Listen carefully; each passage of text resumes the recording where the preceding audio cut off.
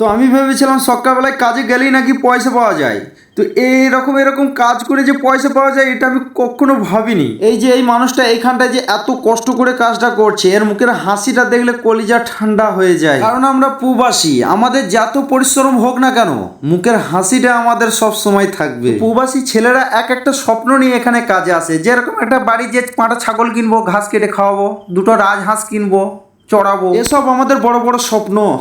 আর কি লয়, আর আমার স্বপ্ন একটা আইফোন কিনবো, কালো ছেলে যদি ভিডিওতে একটু ফর্সা লাগে। আর আমাদের এই বড় বড় স্বপ্নগুলো একদিন ঠিকই আমরা করে দেখাবো। আর এইসব বড় বড় স্বপ্নগুলো দেখতে দেখতে আমাদের সুপারভাইজার চলে এসেছে। আমাদের স্বপ্নগুলোকে দিলাম মাটি চাপা, বসে বসে ভাবলাম একটু সবাই মিলে গল্প করি, কিন্তু না, আমাদের এদিকে সুকুন হাজির।